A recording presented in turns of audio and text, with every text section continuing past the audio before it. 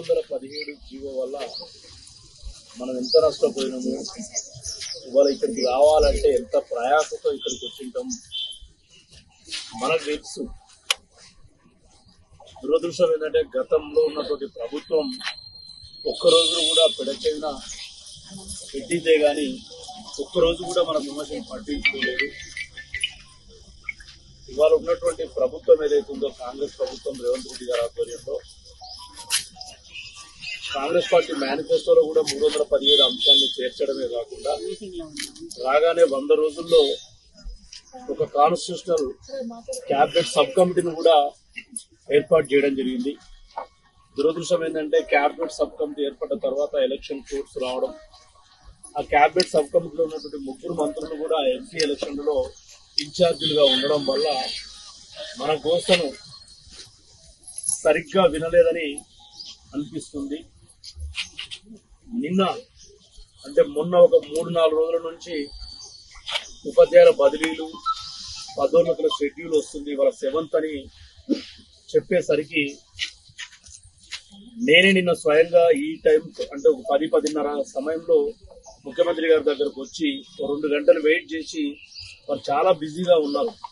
ఎంపీలుగా గెలిచినటువంటి ఎంపీ క్యాండిడేట్లు వచ్చి కలిసిపోతుండడం, నేషనల్ లెవెల్లో ఎన్డీఏ కూటమిల మధ్య ఉన్నటువంటి కొన్ని చర్చలలో కూడా వారు ఇక్కడ నుంచే పార్టిసిపేట్ అవ్వడం ఉన్నప్పటికీ కూడా టైం తీసుకుని నేను నిన్న కలిసి ఫస్ట్ ఒకటే అడిగిన నేను వారిని, అన్న 317 జీవో వల్ల నష్టపోయిన ఉపాధ్యాయులకు న్యాయం చేస్తామని, ఉద్యోగులకు కూడా న్యాయం చేస్తామని చెప్పినాం, మేనిఫెస్టోలో పెట్టినాం, కమిటీ వేసినాం, అనేక ఎన్నికల సభల్లో చెప్పినాం, చాలా సార్లు మనం కలిసినప్పుడు చెప్పినాం.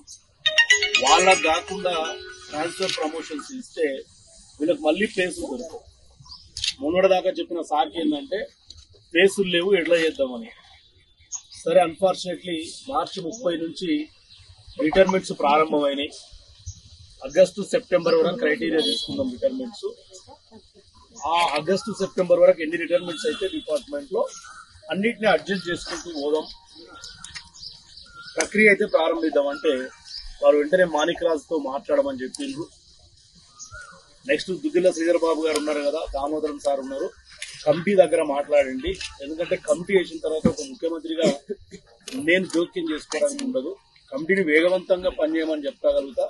ప్లస్ కమిటీ ఇచ్చిన రిపోర్ట్ ఏది ఉంటే దాని మీద ఎమ్మని నిర్ణయం తీసుకోమని నిన్న చెప్పింది సార్. నాకు వెంటనే నేను సెక్రటరియట్ వెళ్ళి పొన్నం ప్రభాకర్ గారిని కలిసిన సార్ కూడా అప్పటికి ఆదేశాలు పోయినాయి. పొన్నమన్న క్లియర్ గా చెప్పిండు, ఇట్స్ అవర్ ప్రామిస్, దాంట్లో తగ్గేది లేదు.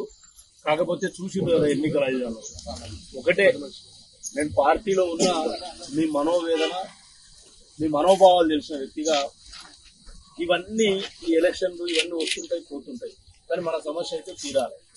నేను నిన్న సీఎం గారితో కూడా ఇంత గట్టిగా చెప్పలేదు, కానీ పొన్నమన్నతో చెప్పింది, అన్న ఎలక్షన్లు వస్తుంటాయి పోతుంటాయి, పార్టీలు వాళ్ళు చాలా బాధపడుతుంటారు, ఏదో ఒకటి చేయాలంటే ఖచ్చితంగా చేద్దామన్నాడు. ఇప్పుడు కూడా మీరు సీఎం ఆఫీస్ ముట్టడి పెట్టుకుంటే నేను నిన్న ఏం చెప్పిన జూమ్ మీటింగ్ లో అంటే వద్దు, సీఎం గారు సానుకూలంగా స్పందించారు.